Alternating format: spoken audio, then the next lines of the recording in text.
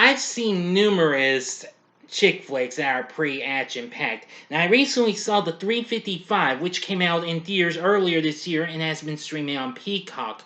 But is this recent spy flick really that bad? Or am I going to have to give this film some good old-fashioned Big D justice? Find out right now in this spoiler-free review. Big D's Entertainment Rankings and Reviews.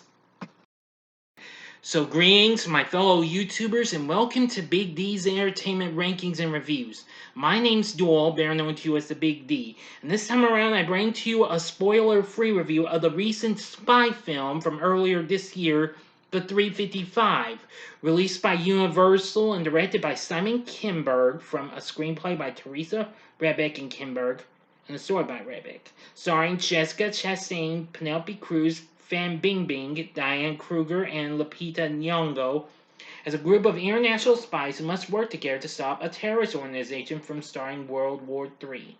Now, the title is derived from Agent 355, the code name of a female spy for the Patriots during the American Revolution.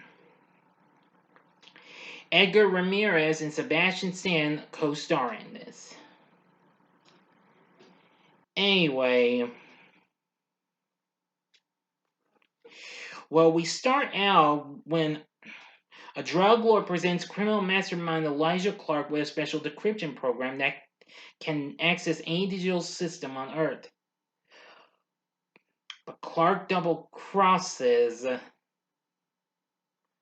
and kills the drug lord. And apparently, Agent Luis Rojas obtains the device, and Mason Brown, Mace, is assigned to purchase the drive. And she heads to Paris with longtime partner Nick Fowler, with whom she is also in a relationship. And soon, things take a turn for the worse when they soon find out something really shocking is happening. So they bring in So Mace gets these other gals in this. Penelope Cruz playing DNI agent and psychologist Graciela Rivera. Jessica Chastain played Mace. Fan Bingbing played MSS agent Lin Mi Sheng. And Diane Kruger played German BND agent Marie Schmidt. And Lupita Nyong'o played former MI6 agent Khadija Adiyam. Sorry if I mispronounced those names. But anyway,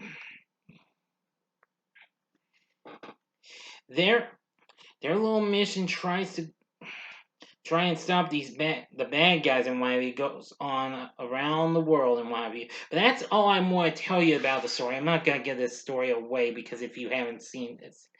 Well, and this review is going to be a little short. It's not going to be considered a quickie review because I don't call them that anymore. So it's just going to be a brief review. Now, I will say that the film is fair and what have you, but not really completely.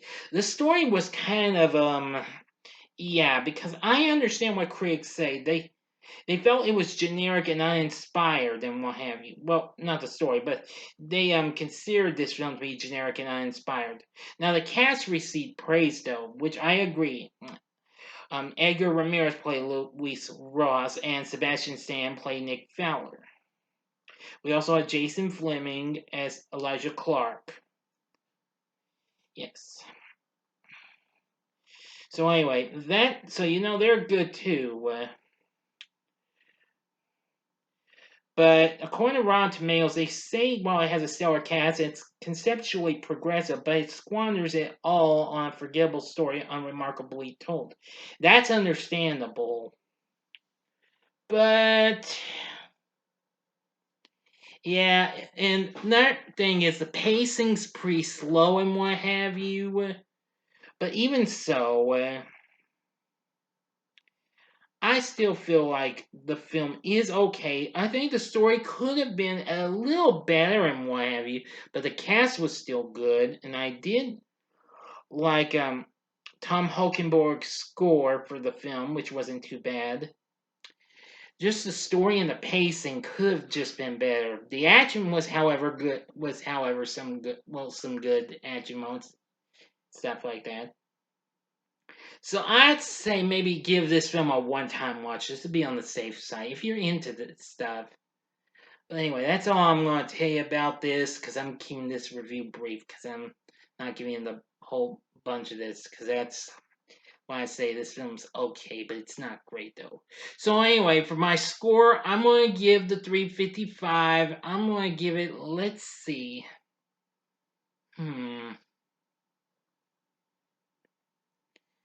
Well, I originally had 3.5, but I've changed my mind. I'm going to give it 2.5 stars, make it a 50-50. So on a scale of 1 to 10, I'm going to give it a 5.5. Yeah. So that's about it. That's all I'm telling you. So what do you think of the 355? Please tell me in the comments section below. If you like this video, consider clicking the like button, subscribe to my channel, and be a part of the Big D Nation. Next time, I'll be bringing to you my review of another film I recently watched on Peacock, and that's the recent rom-com Marry Me with J-Lo and Owen Wilson. So thanks for watching, and if you like this, consider check out my reviews for some of these other films and what have you. In the upper left-hand corner is my review of a much better spy flick, and that was No Time to Die from last year, the recent James Bond film. Or if you want something much more cooler and action-packed, see my spoiler-free review of Top Gun Maverick in the upper right-hand corner. Or if you want another recent film that was just so bad, see my review of the recent remake of Firestarter in the bottom left-hand corner. Anyway, I forgot to mention this film didn't do so well either. It only went on to make 27 million worldwide. Yeah. Or go to the bottom right-hand corner to click on the button to subscribe to my channel. If you like rankings and reviews on movies, TV, music, video games, etc., then I'm your guy. Thanks for watching. Until next time, I'm the Big D saying, see ya.